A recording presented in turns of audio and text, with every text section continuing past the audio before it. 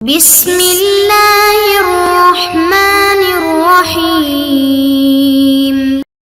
السلام علیکم معزز طلباء کرام، آپ سب کیسے ہیں؟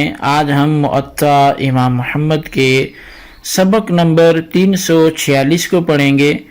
آج کے ہمارے سبق کا عنوان ہے دعوی گواہی اور نسب کے دعویٰ کا بیان۔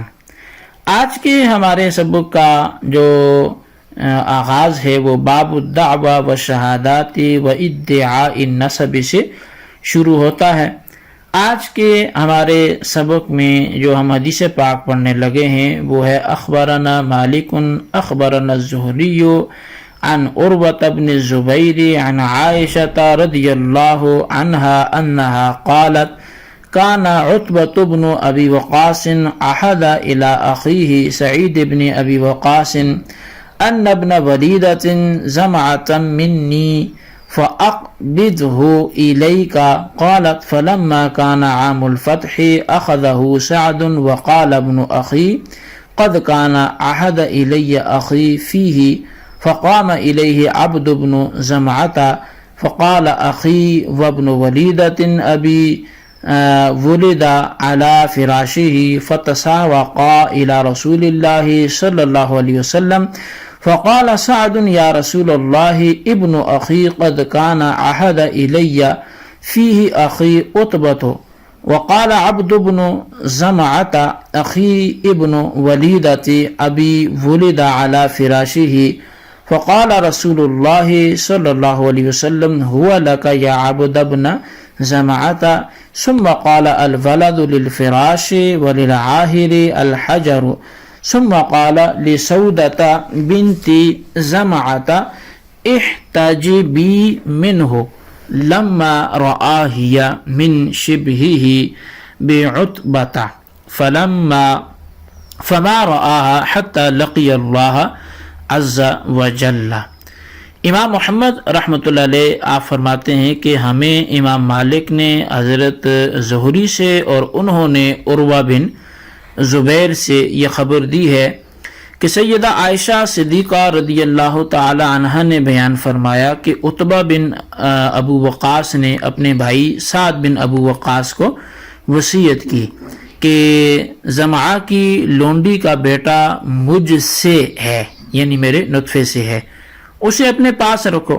تو اب اس پر حضرت عائشہ صدیقہ رضی اللہ تعالیٰ عنہ بیان فرماتی ہیں کہ فتح مکہ کے سال سعد بن ابی وقاص نے اس بچے کو لے لیا اور کہا کہ میرا بھتیجا ہے، مجھے میرا بھائی وصیت کر گیا تھا کہ اسے لے لینا۔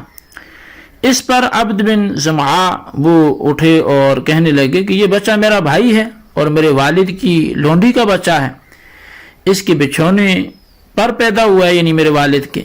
دونوں اپنا مقدمہ نبی علیہ الصلوۃ والسلام کے پاس لے گئے۔ تو سعد نے عرض کی یا رسول اللہ یہ میرا بھتیجا ہے، اس کے بارے میں بھائی عتبہ نے مجھے وصیت کی ہوئی ہے۔ اور دوسری طرف عبد بن زمعہ وہ بولے کہ میرے باپ کی لونڈی کا بچہ ہونے کی وجہ سے یہ میرا بھائی ہے اور یہ پیدا بھی میرے باپ کے گھر ہی ہوا ہے۔ اس پر نبی علیہ الصلوۃ والسلام نے فرمایا یہ بچہ اے عبد بن زمعہ یہ تیرا بھائی ہے، اسے لے جا۔ پھر آپ نے فرمایا بچہ اسی کا ہے جس کے بستر پر پیدا ہو اور زانی کے لیے سنگساری ہے۔ پھر آپ نے سودا بنت زمعہ کو فرمایا کہ تو اس سے پردہ کیا کر، جبکہ آپ نے اس میں عتبہ کی مشابہت دیکھی تو سیدہ سودا رضی اللہ تعالیٰ عنہ کو اس نے زندگی بھر نہ دیکھا، یعنی آپ نے اس سے زندگی بھر پردہ کیے رکھا۔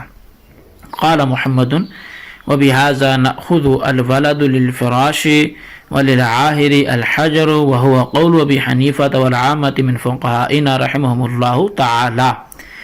امام محمد رحمۃ اللہ علیہ فرماتے ہیں کہ ہمارا احناف کا یہی مذہب ہے کہ بچہ اسی کا ہے جس کے بستر پر پیدا ہوا ہو اور زانی کے لیے سنگساری ہے۔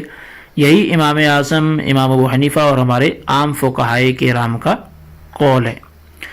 اچھا، اصل میں زمعہ کی لونڈی کے بچے کا واقعہ دیگر کتب حدیث میں وہ مختلف الفاظ سے مروی ہے۔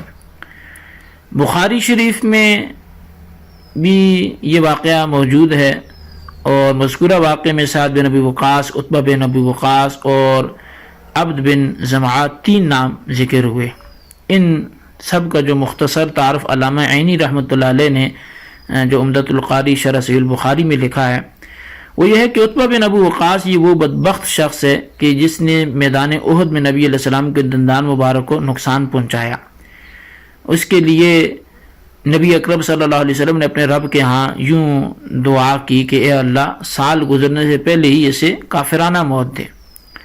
چنانچہ یہ سال کے اندر بحالت کفر مر گیا، اور پھر یہ شخص جو ہے حضرت سعد بن ابو وقاص رضی اللہ تعالیٰ عنہ کا بھائی ہے، جن کا شمار عشرہ مبشرہ میں ہے۔ فارس الاسلام ان کو لقب ملا تھا۔ 55 ہجری میں ان کا انتقال ہوا اور جنت البقیع میں مدفون ہوئے۔ تقریباً 70 سے کچھ زائد برس تھی ان کی عمر، اور عشرہ مبشرہ میں سب سے آخر میں انتقال فرمایا۔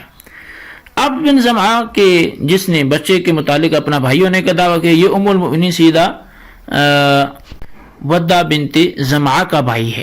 ان کے بارے میں علامہ عینی رحمۃ اللہ علیہ لکھتے ہیں کہ یہ شریف انسان تھے اور بزرگ صحابہ کرام میں سے یہ ایک تھے۔ تو بہرحال اب نسب کے ثبوت کا طریقہ اسلام میں کیا ہے؟ تو حضرت سعد بن ابو وقاص اور عبد بن زمعہ کے درمیان بچے کے بارے میں جو جھگڑا ہوا وہ بیان ہو چکا۔ اس کی اصل وجہ اور جو بنا کیا تھی اسے صاحب عمدۃ القاری علامہ بدر الدین عینی رحمۃ اللہ علیہ نے وہ لکھا ہے کہ اصل میں دور جاہلیت میں لونڈیاں زنا کرا لیا کرتی تھیں، اور اس دوران ان کے مالک بھی ان سے ہم بستری کر لیا کرتے تھے۔ پھر جب ایسی لونڈی کے ہاں کسی بچے کا جو ہے وہ پیدائش کا سلسلہ ہوتا تو کبھی مولا اس کے اپنا بیٹا ہونے کا دعویٰ کرتا اور کبھی ذہنی سے اسے اپنا بیٹا قرار دیتا۔ اگر مولا اس حالت میں مر جاتا کہ اس نے زندگی میں بچے کا انکار کیا، نہ اقرار کیا اور دعویٰ ہی نہیں کیا، لیکن اس کے ورثاء مدعی ہوتے، تو اس صورت میں بچے کو مولا کے نسب میں شمار کیا جاتا تھا، مگر اسے وراثت نہیں ملتی تھی۔ ہاں اگر تقسیم وراثت سے قبل مولا کے نسب سے الحاق ہو گیا ہوتا تو وراثت ملتی، اور اگر مولا مرنے سے پہلے اس کے بیٹے ہونے سے انکار کر دیتا تو ایسے بچے کو اس کے نسب سے لاحق نہیں کیا جاتا تھا۔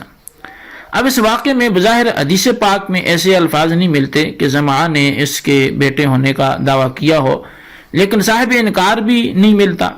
اس لیے عتبہ کو یہ خیال ہوا کہ وہ اس کے نطفے سے پیدا ہوا ہے، لہٰذا اس نے اپنے بھائی حضرت سعد بن ابی وقاص کو وصیت کی کہ تم اسے لے لینا۔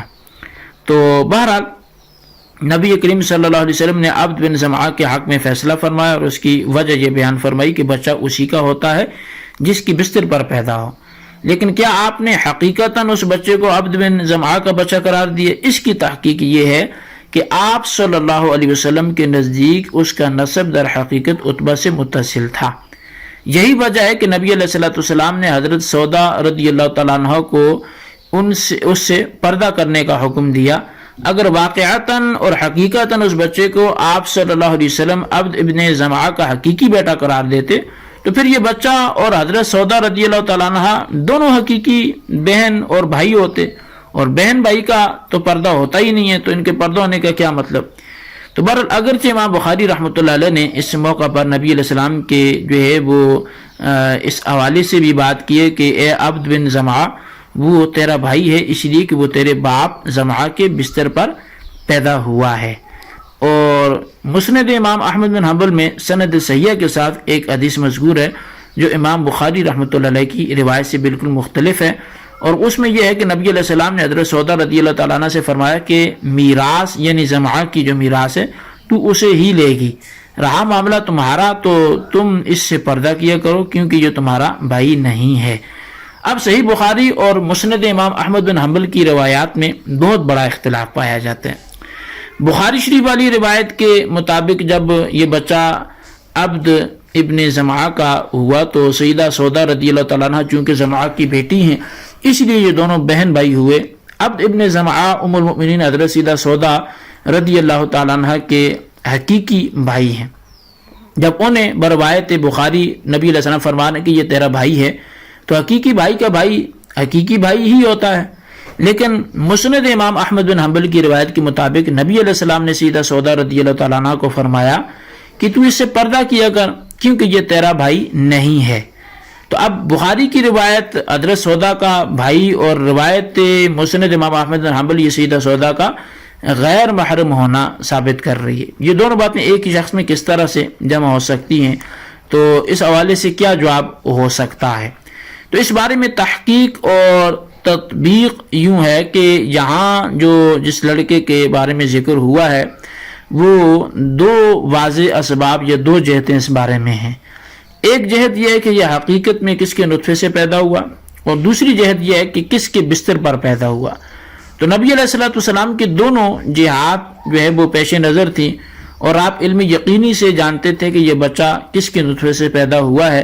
اس لیے جب آپ نے اس کے بارے میں یہ فرمایا کہ یہ سودا تو اس سے پردہ کیا کر کیونکہ یہ تیرا بھائی نہیں ہے، تو اس سے مراد یہ تھی کہ یہ بچہ تیرے باپ زمعہ کے نطفے سے نہیں پیدا ہوا بلکہ عتبہ بن ابو وقاص کے نطفے سے پیدا ہوا ہے، لہذا تم اس سے پردہ کیا کرو۔ رہا یہ کہ آپ نے اسے عبد ابن زمعہ کا بھائی بھی تو قرار دیا، تو اس کی وجہ خود نبی علیہ الصلوۃ والسلام نے فرمائی کہ الولد للفراش، کہ بچہ اس کا ہے جس کے بستر پر پیدا ہوا ہو، کیونکہ اس بچے کی ماں وہ زمعہ کی لونڈی تھی اور اس کے ہاں یہ بچہ پیدا ہوا ہے، تو لہٰذا اس قانون شرعی کے تحت وہ زمعہ کا بیٹا تو کہلایا۔ ان دو جہات کے پیش نظر امام بخاری رحمۃ اللہ علیہ نے اس روایت کو مشبہات کے تحت ذکر فرمایا ہے، اور مشبہات کے تحت ہی اس کو درج کیا ہے۔ جہت نطفہ کے پیش نظر سیدہ سودا کو پردہ کرنے کا حکم دیا گیا، اور قانونی کلیہ شرعیہ کے تحت عبد ابن زمعہ کا بھائی قرار دیا۔ ان وجوہات کے پیش نظر آپ صلی اللہ علیہ وسلم نے حضرت سودا رضی اللہ تعالیٰ کو فرمایا کہ یہ لڑکا تمہارے والد کی میراث پائے گا، باوجود اس کے کہ وہ تیرا بھائی نہیں ہے، کیونکہ اس کی پیدائش تیرے باپ کے نطفے سے نہیں ہوئی بلکہ عتبہ بن ابو وقاص کے نطفے سے ہوئی۔ تو خلاصہ کلام یہ کہ اسلام میں نسب کے اعتبار فراش کو دیکھ کر کیا جاتا ہے، خواہ بچہ بچی اس کے نطفے سے پیدا ہوئے ہوں یا کسی اور کے نطفے سے پیدا ہوئے ہیں۔ تو یہ اس کا حاصل کلام ہے۔ تو بہرحال جی یہ ہمارا آج کا سبق تھا، آپ اس کو اچھی طرح سمجھیں، اس کے خلاصے کو اپنے رجسٹر پہ ضرور لکھیں۔ اللہ تعالیٰ سے دعا کرتے ہیں جو ہم نے پڑھا سنوں سے یاد رکھنے کی توفیق نصیب فرمائے، آمین بجاہ نبی الامین صلی اللہ علیہ وسلم۔